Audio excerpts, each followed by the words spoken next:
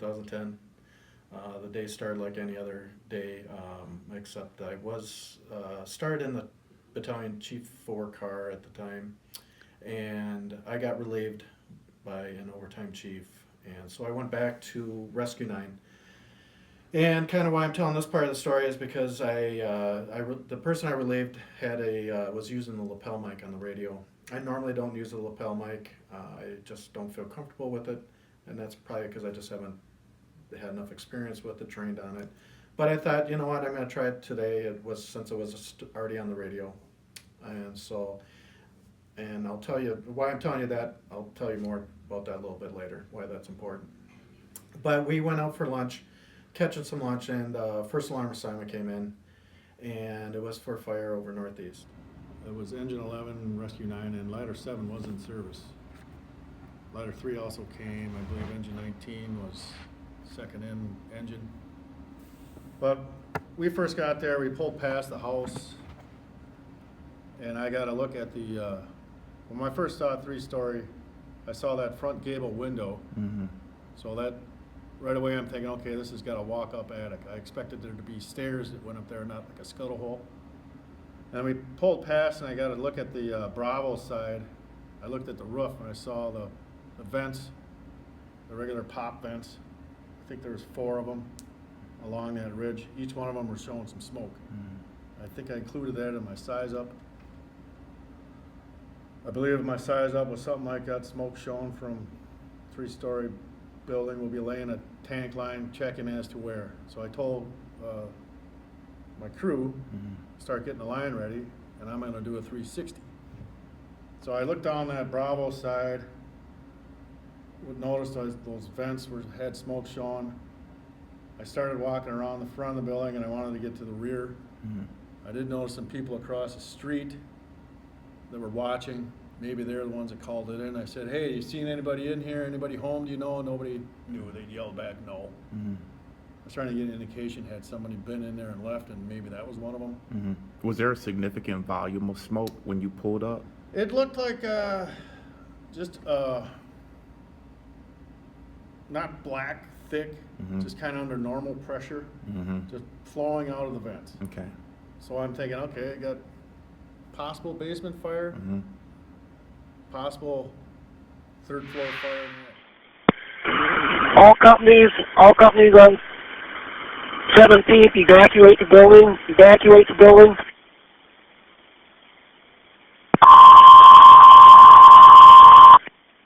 Repeating for all companies on 17th Avenue Southeast, evacuate the building, 17th Avenue Southeast, 11:55. On page 204, in the chapter for Type 5 wood frame construction, Brannigan states, the hazards of hitting fire in knee walls and void spaces is as important to the fire service as collapse. The most common types of construction in residential jurisdictions is Type 5 wood frame construction. From balloon frame to lightweight low mass construction, firefighters are faced with life-threatening conditions and hazards once these structures are exposed to high heat release rates and direct flame impingement. Among the many hazards we face with Type 5 wood frame construction are fires in knee walls and void spaces. Knee walls are partial height vertical walls consistently found in occupied half stories and finished attic spaces. While a prevalent feature of the Cape Cod style home made popular after World War II, in between the 1920s and 1950s, knee walls can be found wherever half stories with mansard, hip, or gable roofs have been renovated and converted into livable space. Windows at the gable and dormers, which are used to increase the livable space in a loft and create windows for the lighting, are distinctive exterior cues that denote the presence of knee walls. Knee walls are located along the eave line of a structure, enclosing the lower portions of roof rafters or a truss system. Knee walls create a significant amount of void space that can extend around a structure without restriction.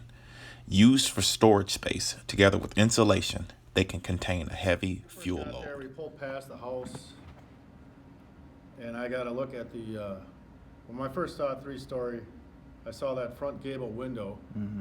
So that, right away I'm thinking, okay, this has got a walk-up attic. I expected there to be stairs that went up there, not like a scuttle hole. And we pulled past, and I got to look at the Bravo side. I looked at the roof, and I saw the vents, the regular pop vents. I think there was 4 of them along that ridge. Each one of them were showing some smoke. I think I included that in my size up. I believe my size up was something like that, smoke showing from 3-story building. We'll be laying a tank line, checking as to Engine where. 11 had already arrived. They did a size up. Was a very good size up again. I said we had, good smoke showing. We knew we had a working fire, and they were kind of checking. As we arrived, we kind of parked because we had the heavy rescue rig. We parked at the end of the block, so it took us a little bit to walk in. So it gives me a good opportunity to kind of look at the house, kind of get a layout, what I'm thinking we've got. And as I'm walking up, I knew we had a good working fire. To me, it looked like it was in the walls somewhere. Not sure where. I thought it was probably going to be on the 3rd floor, but there was no visible fire at this time. Just but we were starting to get some pretty good smoke pushing out of the eaves. Successful mitigation of knee wall fires in Type 5 wood frame construction hinge upon these primary factors. Early cue recognition of BSAF indicators: building, smoke, air tract, heat, and flame conditions. Tactics that are appropriate for the type of construction, hazard potentials, and associated risk. Tactical discipline. Captain Norgard said he had a 2.5-story single-family home, light smoke showing from the eaves and from the top peak, that he was investigating. He didn't lay the smoke. As I was walking down the block, I heard him say that he was going to lay a tank line. He had a heavy smoke condition on the 3rd floor, and he was laying a tank line for an offensive fire attack. Captain Dennis Mack and firefighter Jake LaFerrier were Rescue A. They were ahead of us. I was Rescue B with firefighter Brad Bremseth. As I walked up, I observed Engine 11's line laid into the front door. Captain Mack and firefighter LaFerrier were masking up in the front yard. I saw very, very lazy smoke, light-colored lazy smoke pushing out of the eaves on the 2nd floor roof line. A little bit of smoke out of the vents in the peak areas too, but like I said, very lazy. My read on it initially when I walked up was we got some kind of small smoldering fire somewhere, some towels or a mattress fire or a garbage can, something like that. So obviously I was pretty wrong on that. I walked up from the Bravo side. I observed the Alpha side and the Delta side. I didn't really get a good look at the Charlie side because of the way the driveway was, and there was I think a car in the driveway or something. Went back to the front yard because Captain Mack was masking up. I figured there was a good smoke condition inside the house, so myself and firefighter Bremseth started to mask up outside, which turned out to be a very lucky event for us. There was one mailbox on it. It looked like a single-family home. After we got masked up, I walked in to another lucky break I had was Brad was a little slower than me getting his mask on, so I rolled down my flap on my helmet, which I normally didn't do until I needed it. I always put my hood on, but I rolled down my flap just because I was waiting. Walked into the 1st floor. It's like a living room and a dining room off to the right. I could see straight through to the kitchen area, little sitting area to the left if I remember, and then a stairway that kind of had like a half stair up, and then it doubled back on itself. I went up to the 2nd floor. Looked totally like a single family home. Captain Mack had said that they were going to go to the 3rd floor and do a primary search. So we let the incident commander know we were going to do a primary search of the 2nd floor. There was zero smoke condition on the 1st floor. Walked up to the 2nd floor, had basically zero smoke condition when we got to the top of the stairs, but immediately noticed 2 bedrooms on the Alpha side that had hasps and locks on them, and then there was a stairway to the 3rd floor going towards the Delta wall, and then down the hallway towards the Charlie side of the house, there was 2 more bedroom doors. Again, basically no smoke condition in the hallway also. Had my mask on my face. If I wouldn't have put it on outside, I still wouldn't have put it on at that point. There was basically nothing there. It was so clear that firefighter Bremseth and myself split up. He went to do the 2 bedrooms in the rear. I went to take the 2 bedrooms on the alpha side, booted the first one, 0 smoke condition, a window out the alpha side. Immediate cleared that room. Went to the next room, checked down the hallway. I could see that Brad had finished his first room. He was going into the second bedroom. I kicked the hasp off the door on the second door on the alpha side. Walked in, I had a little bit of a smoke condition in there. Popped back out in the hall, and I cleared that room immediately, but there was a very slight smoke condition at the top of the room in there. Again, I wouldn't have had my mask on. I didn't need it at that point. Walked back in the hallway to see where Brad was. Looked up the stairway to the 3rd floor, and there was like a smoke layer, I'd say 6 or 7 feet off of the floor level. Very lazy, wasn't moving down, wasn't moving up, wasn't turbulent. It was just a solid smoke layer. I could see Engine 11's line up there. I couldn't see any personnel from Engine 11 or Rescue 9. Walked back into the room that had the slight smoke condition. Noticed and Brad Bremseth was coming down the hallway towards me, and noticed a very dark spot on the ceiling. Had a thermal imager with me. I grabbed the imager, looked up at it. That spot showed artificial red, as in very, very high heat.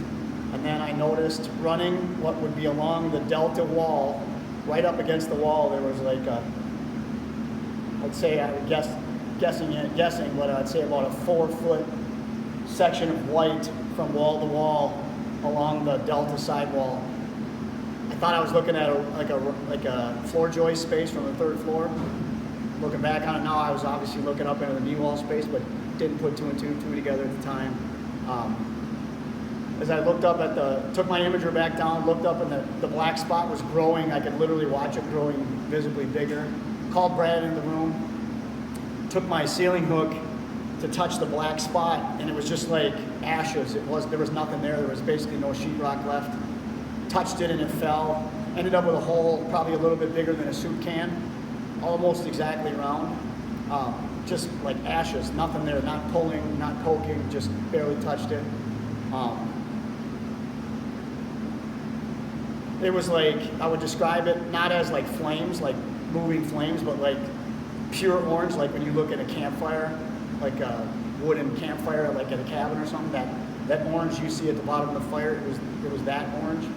Looked at it with the imager, bright red on the whole, white along that whole joist space. Got on the radio, I said, hey, we got a little bit of fire in the ceiling on the Alpha Delta corner. Chief Dietzick was the ISO. He said, yep, he says, I got a little bit of fire coming out of the eaves on that side. I said to Bremseth, I don't think we should pull this down without a line, and he said, that's right. You know, he's got more time on than me, much more experience. He said, yep, we're not going to pull this without a line, because it looked like there was a lot of fire there. So I said, I'm going to go check with Norgard and see if he wanted to bring his line down. So I went back to the hallway and then to the stairs to the 3rd floor. I was following their lineup, walked up. It went from, so you could see fine, to 0 visibility in that smoke. Actually ended up smashing my face into the wall because the stairs kind of doubled back on themselves. Should have realized right there that we were going to be probably dealing with an evil. Cue recognition and size up. Dormers on a half story of Type 5 with finished attic spaces and gabled windows. Roof vents along knee wall and peak. Smoke or fire from vents and along the roof line and eaves. Smoke, volume, velocity, density, color, and air track conditions that indicate a smoldering fire or a fire that is burned into the structure. During size up, use of the thermal imaging camera to identify possible heat variations in the attic space and along the eaves and roof line may help with early identification of hidden fires. Using the tick inside by looking at the knee walls below the half story or inside rooms located in the finished space may also help with early identification. Remember, the tick is a tool, and some construction material may obstruct its readings. Filling the wall with the back of your hand is still a reliable method of discovery. And so there was still the front bedroom that I wasn't able to check, And so we started proceeding towards the Alpha Delta corner, which there was a bedroom there. As soon as I came into this room, I knew this is where the fire was. The heat was a little bit higher, definitely not anything remarkable. I could hear wood crackling, and so I started proceeding my way down the wall. And as soon as I felt the wall, I could tell that the fire was somewhere behind the wall. The wall was pretty hot to the touch, but nothing crazy heat wise. And so I called down to the second floor, called down to the engine captain, said, I got the fires up here. We're going to wait for you guys before we start opening up. And so at that point, we made our way down to the wall a little bit farther, made sure we searched the entire room. There was nobody in the room. But at that point, we were just kind of waiting for the engine company to make its way up. So we got up there,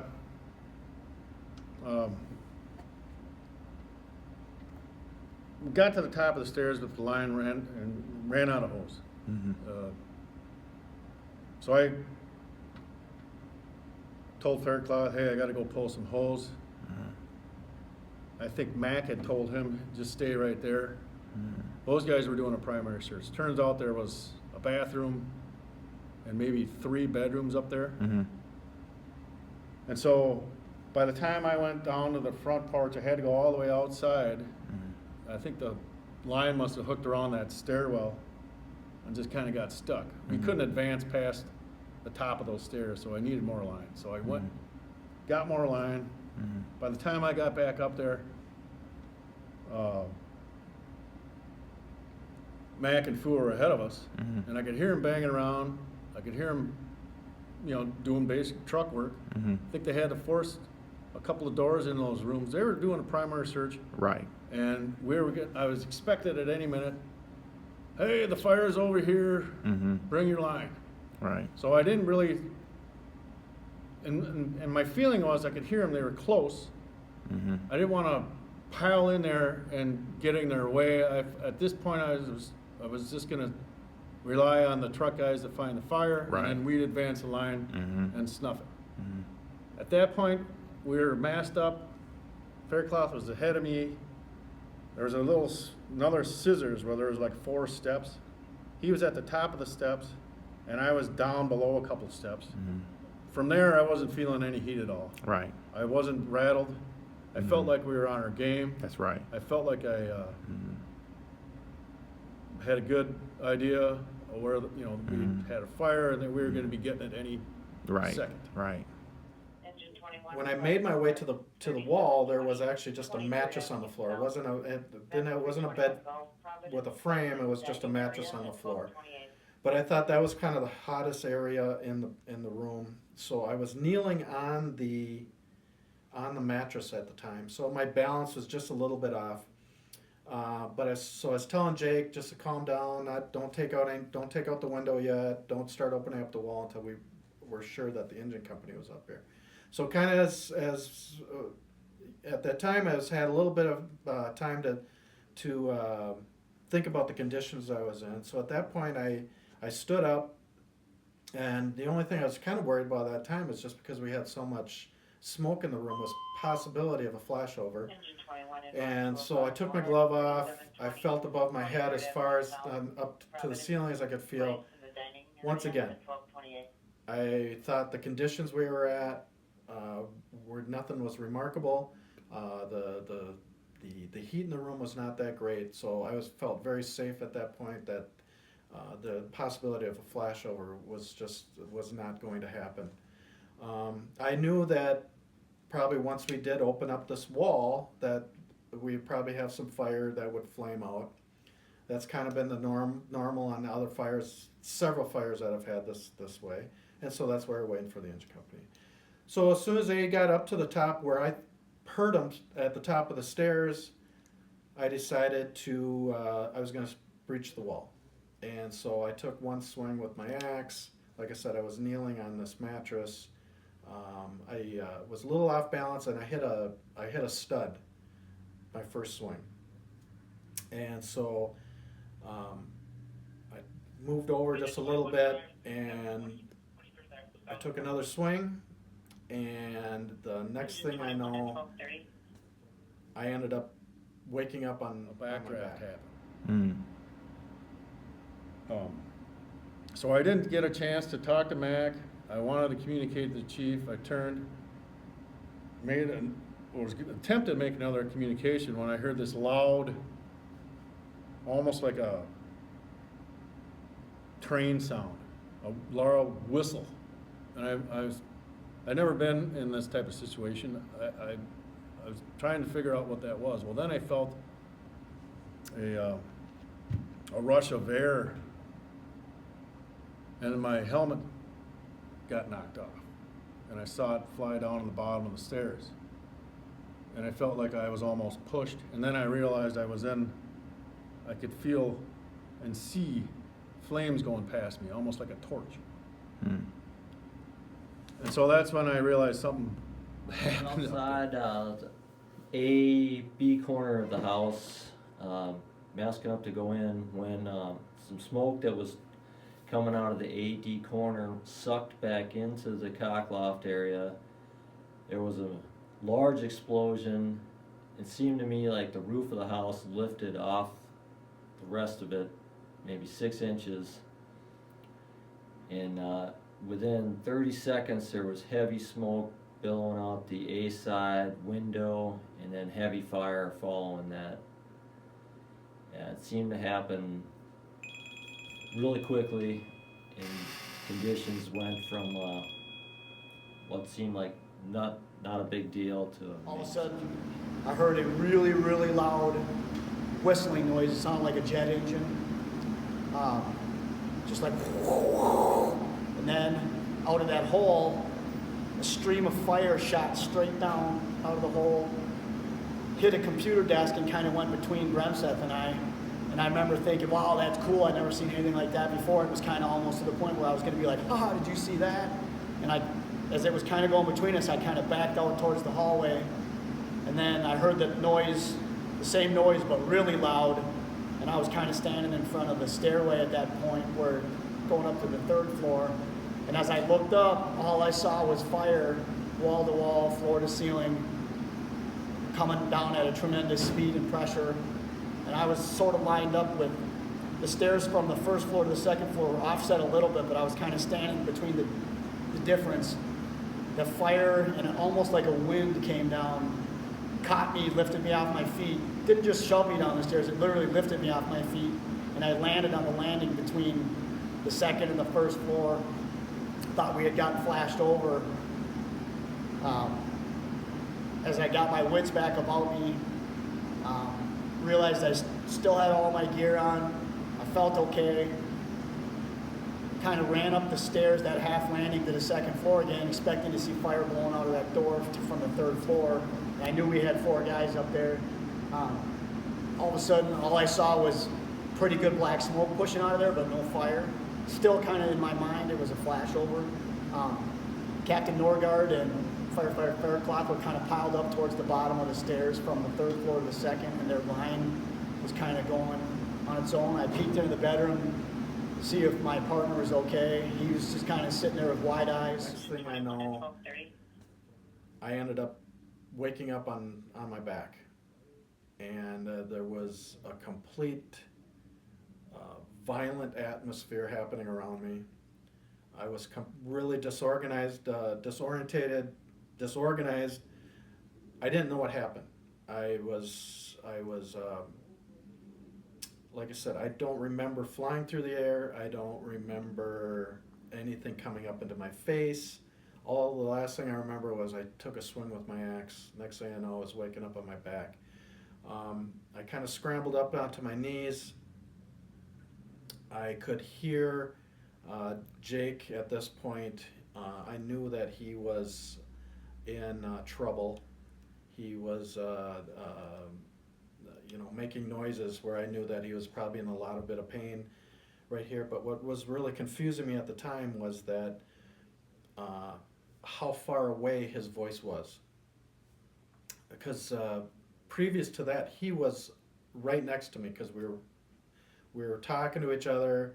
But at this point now, where he was screaming was so far away from me. I just didn't. It just wasn't computing what happened. But at that time, I decided we're probably in trouble here. So I was going to call for a Mayday. And this is where the lapel mic came into play. I started trying to call for a Mayday on the radio, and I was not getting through. So I was getting frustrated with myself, thinking I was probably doing something wrong. I tried 2 or 3 times to try and get through for a Mayday. I heard nothing back. But at this point, I'm not going to keep doing this. At that point, I decided I need to get to Jake, try and find him, find out what's wrong, and then try and make our way out of the room. And so that's what I did. I started proceeding my way towards his voice. The heat now at this point was unbelievable. Like I said, the violence in that room was something I've never experienced before. I was as low on the floor as I could possibly get, and the pain and the heat and the violence around me was just completely incredible. And I kind of was really struggling just to get to where I thought he was. And after a few crawls, his screaming stopped, which my heart just sank at that point. I truly believed at that point that he had perished in the fire, because he was making so much noise, and I just thought there's just no way that you just can't just automatically stop doing that. And so I was kind of at a crossroads at that point. At the time being a captain and feeling the responsibility that, these guys are my family. I got to get him out no matter what, even if he's dead. And so I kind of took a couple seconds there to think what I'm going to do. But I really came to a decision at that point that if I tried to get him out, I probably wouldn't survive either. It was getting that bad. So at that point, I decided I need to save myself. And so I stood up, kind of got into a low standing position, and I kind of ran. I thought if I found a wall, I'd be able to find the door. And so that's what I did. I stood up, I ran to where I thought possibly the door was, but at that point, like I said, I was still pretty disorientated where I was in the room. But I did find a wall, I missed the door, and at that point I still kind of kept my composure, and I kept following my way until I did find the door, and found my way out. And at that point I made my way down to the second floor landing area, and that's when I ran into the engine guys and my B team. And I kind of said 2 things. I said, Jake is still up there. Call a Mayday. My radio's not working. And then I told them to spray me down, because I said I am on fire. And so that's what they did. They started spraying me down. And then from there, I kind of made my way out outside, and then it's a whole nother story from there, because then kind of got whisked away into the ambulance, and a whole nother chapter of my life was started at that point. Knee walls in Type 5 structures should be open from the exterior due to backdraft and flashover potential. Vertical ventilation should be attempted first to relieve trapped heat and gases. Ventilation right above the knee wall space from the exterior using a plunge cut or small inspection hole will act as a relief valve, relieving trapped heat and gases. Monitor ventilation profile. Keep doors closed. Do not open or break windows until fire seat is found. Do not open or breach knee walls until the amount of heat and gases inside void spaces can be determined. A line should always be present when opening walls. However, opening up inside the compartment in question may be ineffective and even deadly. Even with the line, should backdraft occur. If high heat conditions exist, Opening up walls in the compartment can drive the heat up, causing flashover. Remember, a backdraft is an air-induced event, while flashover is heat-induced. Breaching vent-limited void spaces where fire is smoldering may trigger either events. Do not be put at ease by low heat and smoke conditions. Things can change rapidly. Do not allow the many times you have opened up knee walls in the past without incident lull you into a false sense of security. Brannigan states emphatically that wood frame construction creates combustible void spaces in which fire can hide and burst out. These spaces can collect superheated smoke and fire gases that can lead to a backdraft and smoke explosion.